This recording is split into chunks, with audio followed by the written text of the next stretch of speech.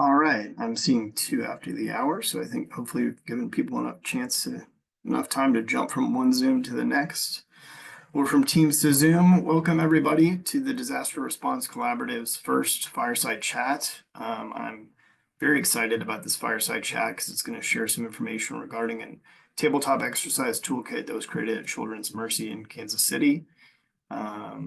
Next slide.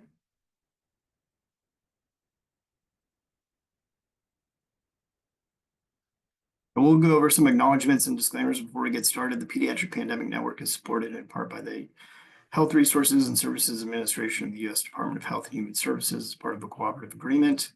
The content presented here is that of the authors and does not necessarily represent the official views of, nor an endorsement by HRSA, HHS, or the U.S. government. For more information, please visit hrsa.gov. Next slide. So today, I'm going to be moderating this session. My name is Brent Kasny. I'm a pediatric emergency medicine physician at Texas Children's and the medical director of emergency management here. With the Pediatric Pandemic Network, I serve as the co-lead of the disaster management domain. We're joined today by our guest speaker, Brittany Blazer. Brittany's an emergency management coordinator too at Children's Mercy in Kansas City, bringing extensive experience in health emergency and disaster management. Her dedication to developing and implementing preparedness and response programs has significantly impacted pediatric disaster response. As a Missouri Certified Emergency Manager Level 2, Brittany demonstrates her commitment to continuous professional development. In her role as a lead for the Pediatric Pandemic Network reunification domain, Brittany fosters national collaboration and enhances pediatric reunification efforts. She holds a master's degree in international healthcare management, economics, and policy, and her global impact is evident through her management of an emergency medical team in Papua New Guinea for the World Health Organization, and her contributions to Zika prevention with the Belize Red Cross. Additionally, Brittany drives the Children's Mercy's Pediatric Medical Specialty Team, or PMST, developing foundational training curricula, integrating the PMST within the Missouri Disaster Response System, and improving the preparedness of Region 7 hospitals for pediatric disasters. Welcome, Brittany, and thank you for joining us today. Thanks, Brent. So welcome, everyone. Make sure. So today we'll be walking through a comprehensive overview of the Tabletop Exercise Toolkit, which was developed by Children's Mercy Kansas City and made available by the PPN. We'll explore how this toolkit can help support and strengthen your hospital's preparedness efforts.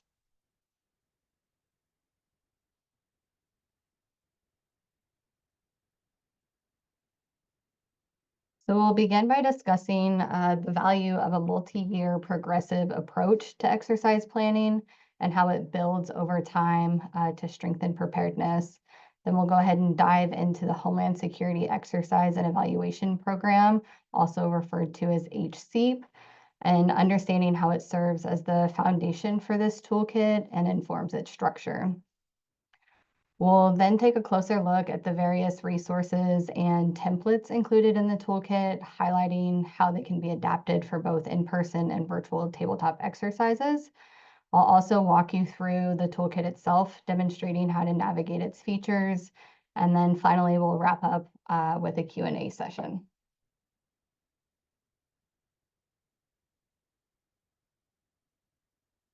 So a progressive multi-year exercise program enables organizations to participate in a series of increasingly complex exercises, with each exercise building upon the previous one. So discussion-based exercises familiarize stakeholders with or support the development of new plans, policies, procedures, and agreements. They focus on strategic, policy-oriented issues, and facilitators lead those discussions. Regardless of the exercise type, each exercise within the series is linked to a set of common program priorities and designed to test associated capabilities. So starting off, a progressive multi-year exercise program, it's kind of like a staircase. It enables organizations to advance through increasingly complex exercises, each building on the last. This approach ensures that capabilities and lessons learned are continuously refined and integrated into the organization's plans and operations. Discussion-based exercises are foundational. They're designed to bring stakeholders together to think critically and collaboratively about their roles, responsibilities, and response plans. So kind of diving into those discussion-based exercises, seminars, which are kind of the starting point, often used to introduce or refresh participants on new plans, policies, or frameworks. They're structured, lecture-based, and more informational with limited interaction. Workshops take it up a notch. These are interactive, using decision support tools and breakout sessions to tackle specific issues, such as improving evacuation planning or creating mutual aid agreements. Tabletop exercises are scenario-driven. They allow participants to apply their knowledge and analyze how existing processes hold up against simulated incidents. This is where critical thinking shines and gaps in planning often surface. On the other hand, operations-based exercises are where theory meets practice. So these exercises bring plans to life in real time. Drills kind of focus on validating a single operation or function. Think of them as rehearsals for specific tasks like testing a fire alarm system or practicing decontamination. Functional exercises go deeper by testing and evaluating capabilities in a more realistic environment, simulating movement and resource deployment, but without the full-scale logistics. So full-scale exercises represent the ultimate test. These are comprehensive, involving multiple agencies, jurisdictions, and organizations. They simulate real-time resource movement and response activities. So they're providing the closest experience to an actual incident. Across all of these exercise types, the common thread is alignment with program priorities and capabilities. So each exercise is carefully designed to address specific gaps and test improvements, creating kind of a continuous feedback loop of learning and growth. Finally, it's crucial to remember that this progressive approach isn't just about ticking boxes. It's about fostering collaboration, building confidence, and ensuring that when the time comes, everyone involved is ready to respond.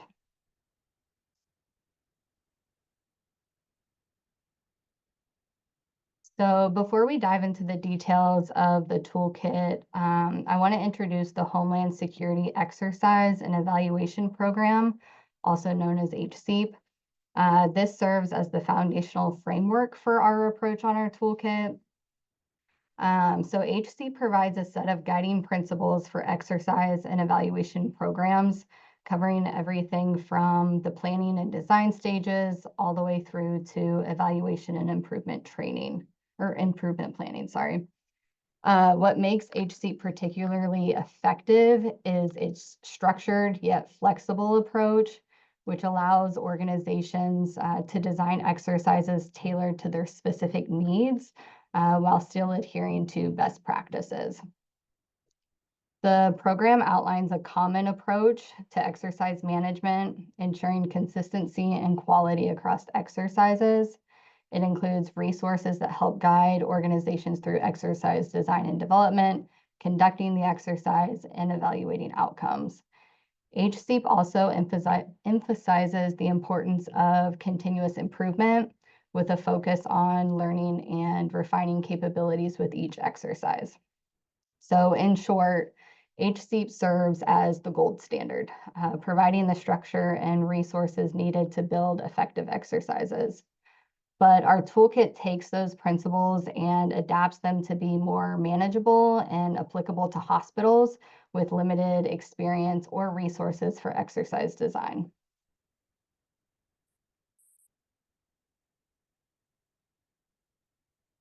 So now that we've covered the foundational elements of HSEEP and how it informs the overall exercise process, we'll discuss how the toolkit specifically empowers hospital leaders. We recognize that in many hospitals, staff may not have prior experience with developing or conducting exercises, and not every hospital has the resources to support individual departments in these efforts. This is exactly why we've developed the Tabletop Toolkit. Our goal was to bridge that gap by offering accessible and comprehensive resources that really any department can use, regardless of their experience level or available resources. The toolkit is designed to provide ownership and responsibility for preparedness activities at the department level. Instead of relying solely on centralized preparedness teams, we encourage each department to take ownership of its preparedness. So this promotes a sense of accountability and ensures that each team is fully invested in the hospital's overall emergency readiness. In addition to promoting ownership, we've created a structured guide to help hospital leaders and staff use the toolkit resources effectively. So this guide simplifies the process and ensures that departments can easily follow the steps to implement exercises without getting lost in complex procedures. So whether it's developing a basic tabletop exercise or refining communication protocols, the toolkit provides kind of straightforward guidance that empowers departments to carry out their own preparedness initiatives.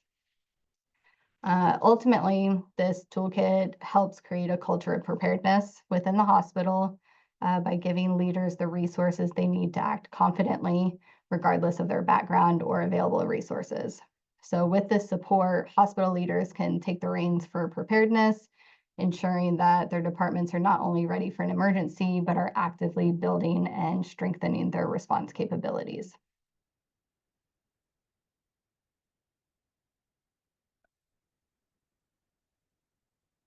And with this, I'm actually going to swap screens real quick and pull up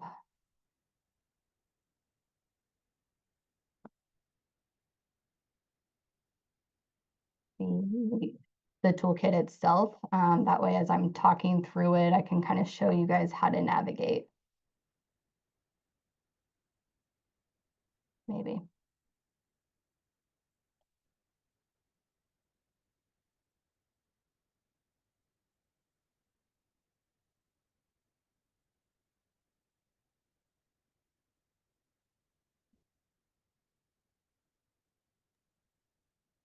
You want me to pull it up, Brittany? Actually, give me just a second.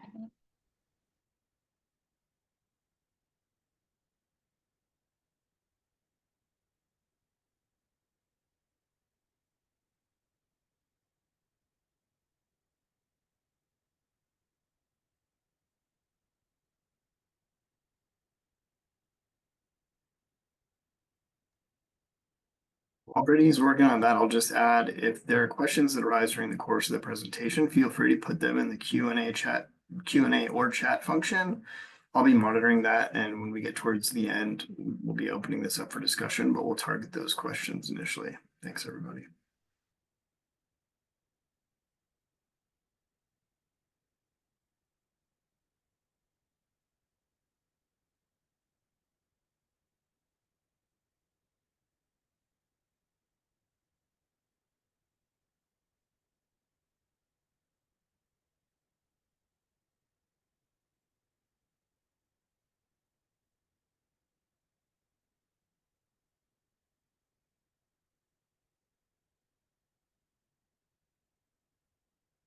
Are you guys able to see that?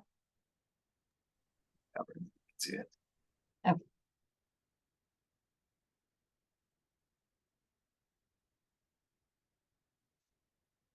So taking a closer look at the toolkit, which is available on the PPN DRC website.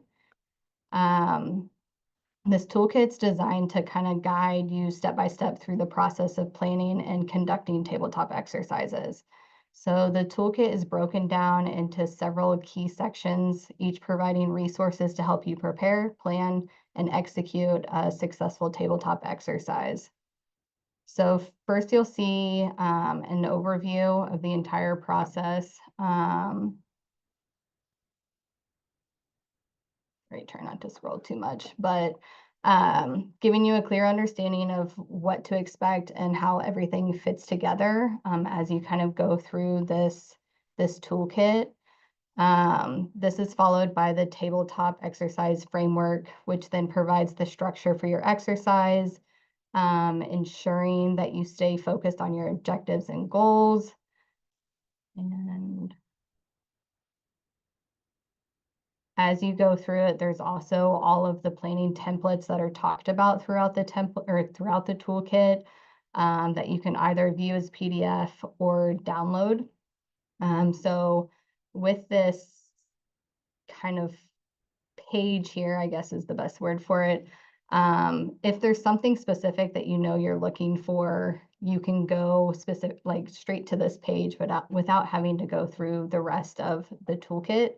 But the toolkit does go through that overview, that framework. As you get to the preparing phase, it'll help you kind of define clear and measurable objectives using the SMART goals worksheet. This helps you ensure your exercise is aligned with your hospital-specific needs and priorities. You'll also find guidance on how to identify stakeholders, which is crucial for getting the right people involved early in the process. And I'm not going to go through every bit of this, but you can kind of see, you just kind of click the next page. And the table of contents over here has the different pieces broken down. So just talking through a little bit more, as you move into the planning phase, we've included a planning timeline with a Gantt chart template. This will help you track key milestones and deadlines. This ensures you stay on schedule and organized throughout the process. To guide you through those planning meetings, we've provided templates for initial planning meetings, the mid and final planning meetings, each designed to help you structure your discussions and decisions effectively. So communication is also a big part of any successful exercise. So we've included email templates to help you organize your planning meetings and communicate efficiently with stakeholders. And then for those working on the actual exercise documents, you'll find a situation manual template, a facilitator guide, and an evaluation exercise guide, also known as an EEG, among other resources to help you create the materials necessary for a smooth execution. And then finally, as down here, you can see the conduct briefing section provides a facilitator and evaluator PowerPoint template to help guide you through the briefing process, ensuring everyone involved understands their roles and what to expect during the exercise. So then the remaining sections focus on conducting and assessing the exercise. In the conducting phase, the toolkit provides resources to guide you through the live exercise. This starts with introductions, setting the stage. You'll then move into facilitating the discussion using the facilitator guidebook template that I previously mentioned. And then at the end, the participant feedback survey template that's included in the toolkit will help you collect valuable insights from participants to evaluate their experience. So once the exercise is over, the focus will then shift to assessing the results. This phase includes the post-exercise debrief, where you review the exercise with participants, highlight successes, identify challenges, and discuss the overall outcomes. To support this, we've provided a debrief PowerPoint template and email templates to help you communicate the key takeaways.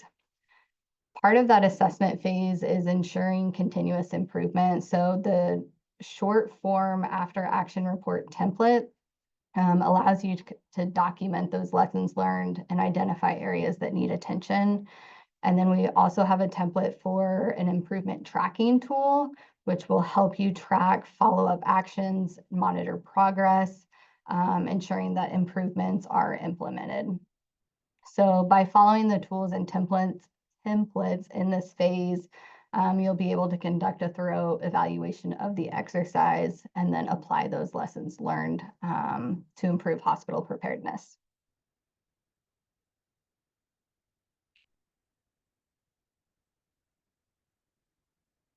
I will actually leave this up. So what's great about this toolkit is its flexibility and adaptability for both in-person and virtual exercises. The tabletop module presentation template that we have in here is designed to work for either format, and most, if not all, of the templates in the toolkit can be used regardless of your exercise type. For virtual exercises, there's additional resources available to help manage like breakout rooms, chat functions, polls, virtual whiteboards, which really ensures participants stay engaged and the exercise runs smoothly. So these tools are essential for creating the same level of collaboration and interaction as an in-person exercise, which all of these resources are referenced or linked directly within the toolkit. And then that is actually all that I have. I guess we can open it up. I know I kind of sped through a lot of that information, so. Yeah, thanks, Brittany. And I'll get started. I had a chance to look at this before it became kind of formally integrated into the PPN website, and I think it's a tremendous resource. I mean, it has like so many different pieces of what you need to put together a tabletop. I mean, it really has like everything there. But I'd love to hear, if kind of from your experience in working on exercises like this, how has that gone for you? And how have you guys used this in real time for exercises? Yeah, so originally when we started developing this, it was specifically to use within our hospital. We were having a lot of requests come in for kind of like one-off exercises or accreditations that only like specific departments have. And it was just kind of beyond our capacity at that point.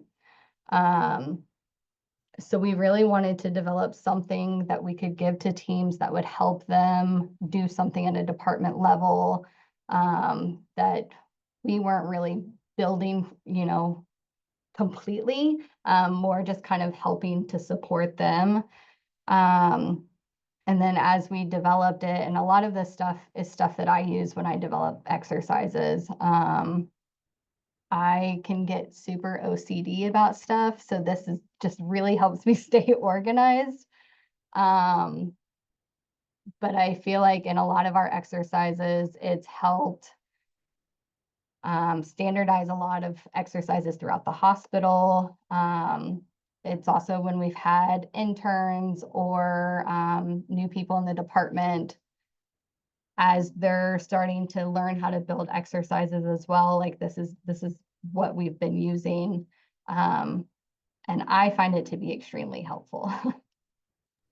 Yeah, I mean, I love the part about it being able to empower specific departments to do their own exercises, right? You're kind of like outlining the roadmap to doing a successful tabletop and providing them all the tools. So it isn't just become this thing where it's like the emergency management team has to be leading all of these efforts and putting everything together. And that's one of the things that I think I've seen kind of here at Texas Children's and in my role as medical director here is that there's such a demand for exercises, and being able to kind of spread some of that knowledge and expertise and provide this resource to people to be able to do their own exercises without kind of getting on the calendar for emergency management could be super helpful. Yeah, and one of the other things is we're looking for resources that were out there. HC does have a toolkit as well, which is great when I've worked outside of the hospital, but I feel like hospitals there's a lot of nuances. So really having resources that are adaptable and kind of more structured for a hospital have been really useful. So I'd love to open it up to the audience. Has anybody perused this toolkit previously. I'm curious. I see, there's a question asked that is asking if we know if any other hospital has used the toolkit for a tabletop and if they provided any feedback. But I open that up to the big group and just say, has anyone even taken a look at it, applied it, used it in any way, shape, or form previously?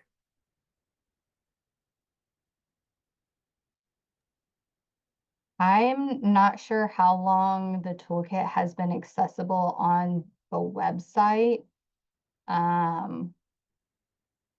Which maybe, I'm not sure if Laura's on, she could answer that, but yeah, if there is anyone that has already had access to it, and has looked through it, any feedback would definitely be helpful and some conversation around that. Brittany, I think it has been on the website, but the toolkit itself has not been promoted outside of the Fireside chat. So there may have been folks that used your version previously, and might not be ready to have already completed a tabletop exercise yet.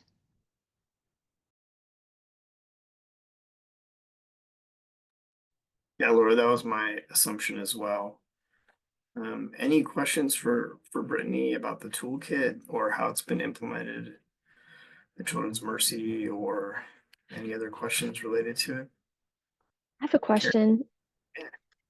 Thanks, Brittany, for sharing this. I'm just curious, do you ask your departments that conduct their own exercises, do you ask them to report anything back to your program, or do they manage it completely independent of emergency management? So typically we're looped in, and if we can, we'll have somebody that's there during the exercise, as well as like if they need somebody like an evaluator, we're happy to kind of support that stuff. But if they conduct an exercise, they do complete the after action report. And that's something we ask that they send us just so that we can keep it on file. Mostly for accreditation, but also lessons learned, for just how things are going and if there's other ways that we can support. Thanks.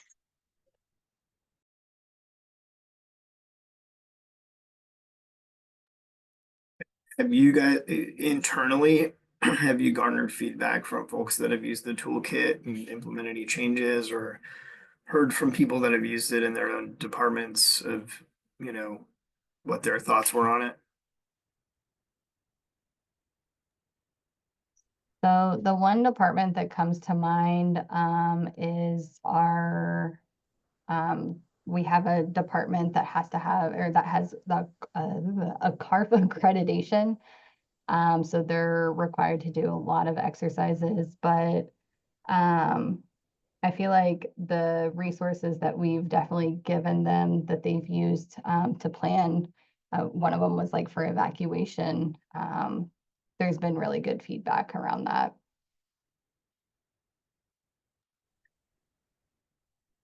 Great, thanks. Any questions from the audience? Yeah, I actually do have a question. I'm Tanya Trevelyan from Roanoke, Virginia. I work at Korean Children's, but I have a question related to your evacuation tabletops. Number one, right now, what we've discovered as a group at my facility is that every other pediatric area has an evacuation process that is actually a policy, as opposed to the pediatric floor does not. So that's one of the projects that we're working toward as we participate in this response in the collaborative. But my question is, what exactly on your evacuation process did you tabletop through? Did you do it where they evacuated maybe to a smoke area, like where they had to kind of temporarily relocate within the same floor? Or did you have it where the tabletop walked them through actually going outside of the unit? So with the ones that we've done, like for the CARF accreditation, it was more talking through a specific process. So like reverse triage, just kind of some of those components that they're required to do at a department level. And then we kind of tacked on evacuation equipment training as well, because of course there's a gap in that as well. But for kind of the tabletop portion of that, it was really working through some of those department level things that they would need to do, like reverse triage, and talking through like escalation and stuff like that. Now, with reverse triage, just out of curiosity, is there a specific tool that you use for inpatient areas versus obviously a lot of EMS uses, jumpstart, salt triage, that kind of stuff? Is there a specific tool that you use for the inpatient side of things, like Train, I think is one that I've heard of? We've been looking into Train. We do not use it yet. I think it's more just kind of printing off that census and going through it and kind of just indicating who's going first. It's definitely a process that we still need to work through, which if you're doing the focus area for evacuation, which we are, I think that that's something that would definitely help your team. Yeah, that's kind of where we were heading. But yeah, just out of curiosity, has anybody else had a triage tool that they use for the inpatient folks outside of Train?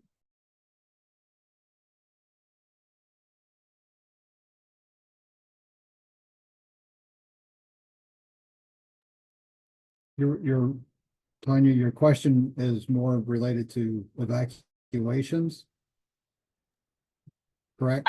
I think that, where we are kind of right now at present state, a lot of times with disaster pieces, we don't do anything outside of the ER. So typically the ER kind of does their drills and exercises, and then it doesn't go any further. We want to bring things to the inpatient side, especially on the pediatric floor. But, we kind of they've never been asked to kind of reverse triage. They've been asked to prioritize patients for, I guess, moving out of the unit, but not really necessarily following outside of, that patient can move, or, that patient's not eligible to move out of the ICU, if we're trying to clear bed space. So I was just curious to see if anybody had, a good process that worked for their organization, so that, maybe have some tools in my toolbox to bring back. Yeah, so my current organization, we're working through that. Previously, I did regional work in another region. A lot around the hospitals, it was a lot of that planning dealt with at all levels, really dealt with if you're moving and evacuating those patients, it's move the easy ones first, right? And then it's harder and harder and harder, but you hope that the problem gets solved before you have to evacuate the hardest. And that has to do with the resources that are available to you. And so obviously with most organizations, right? I mean, if one person can carry 2 patients, particularly with small children, or move 1 or 2 patients at a time by being somewhat ambulatory, it's a lot easier than 6 staff members having to move 1 patient. And so it's a tough decision. That is something that a lot of conversations have to go into, and you just hope that you never have to lose it. I don't know if that answers your question, because it's not a specific process. It is one that every hospital has to come up with by themselves, at least what I've learned. But if somebody does have a process for that, I'd certainly love to hear about that.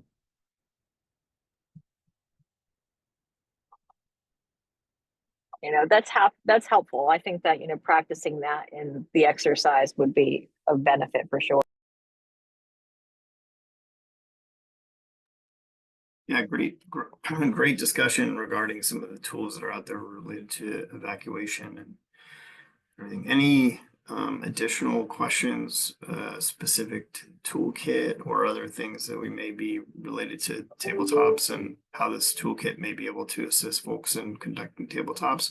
I think, Brittany, one of the things I like about it is it does kind of standardize, regardless, especially at a larger institution. If you have folks using the toolkit and doing exercises, you kind of can compare apples to apples as they work through the toolkit and use the materials that are present in it. So it makes a nice standardized approach across the institution. Brittany, while you were talking, while you were giving the presentation, I did go out to the site and dig through the materials pretty quickly there to match up. One of the things I liked is your planning spreadsheet, because for folks that aren't accustomed to doing exercises, they get lost. They really get lost. And I typically end up creating a lot of my own. Every exercise has its own spreadsheet, but I like the fact that you have one there that just outlines it all and would provide an easy path for a lot of folks, or at least an easier path. Thanks. I really appreciate that feedback. And I think if you guys get a chance and are able to use it, I do hope that it's beneficial to you, and any feedback is definitely wanted. So thank you guys.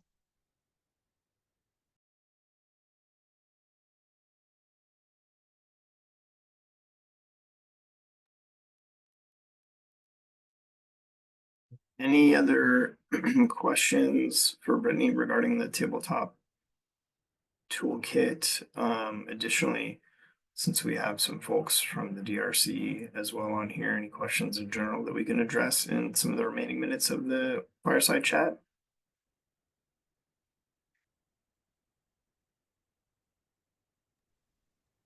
Hey, Dr. Casney, it's Tanya Trevelyan again. I don't mean to take like another, I do have a question related to pediatric disaster ambassador. I know that I kind of sent an email to you. I'm glad you're on this call. Yeah. Just because we have a physician that has an interest in my region, and I wanted to kind of just get him a little bit more detail. Yeah, sure. So if people were present at the NHCPC in Orlando, you may have heard me present on a disaster ambassador program that was sponsored by the CDC through the AAP. And unfortunately, that program doesn't have ongoing funding, but I think, and the reason I was delayed in responding to you is I'm trying to see how we can potentially promote the program absent of that funding that was being received. And so I needed to talk to my AAP colleagues about that before I got back to you. Thanks. Yeah.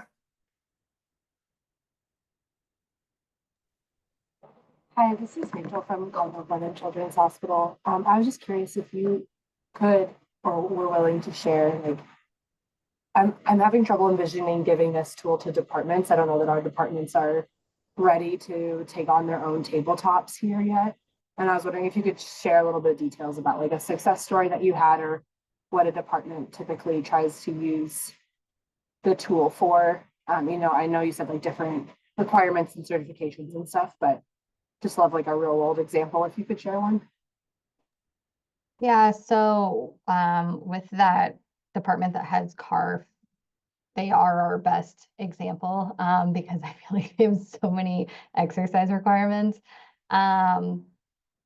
Certainly when we first started out supporting them, we were definitely helping them quite a bit, mostly because we hadn't developed this toolkit yet. So it was just kind of trying to support them in developing stuff. Which then now that we have this toolkit, it's really been able, like we kind of handed it off to them, had them work through it, build that tabletop exercise with us kind of there as support, able to answer questions or help them, when it came up. And then when they conducted that first exercise, we were there as evaluators, but also, if there was a hang up, we were able to really help coach them through it. Because to your point, like there's a lot of departments, this is something that they've just never done. So it is just kind of starting from scratch, but kind of having a coaching component to it.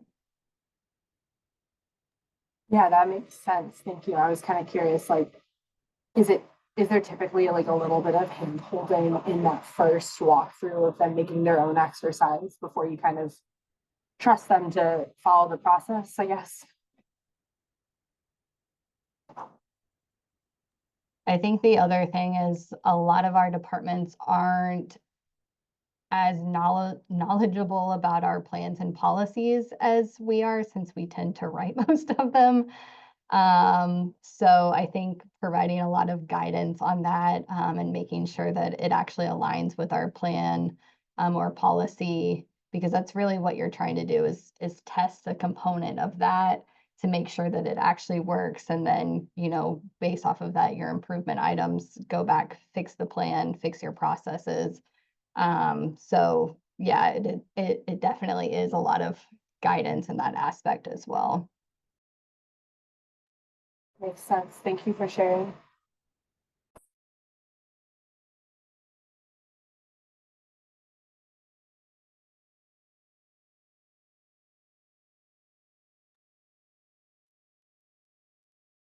You'll also notice in the chat that we've put a reminder that you still do need to complete the survey to declare your focus area. If you need the link to that, feel free to email the PPN group that's over the collaborative that's in the chat. We'd love to get that information in so we can better plan for future sessions and highlight certain areas of interest as we see where people are falling in with the various focus groups.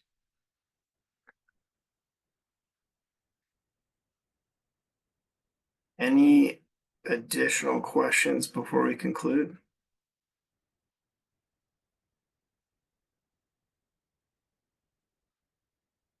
All right, well, I just want to say, Brittany, thank you so much. I mean, I think this toolkit was probably a tremendous amount of work, and I think it looks terrific. I was super impressed when I first saw it, and I think it will be very helpful to folks as they work through their exercises as part of their participation in the DRC.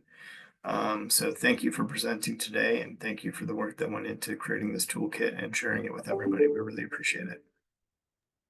Yeah, thanks, Brent, for moderating, and thank you everyone for joining us today. Yeah. Have a good day, everyone.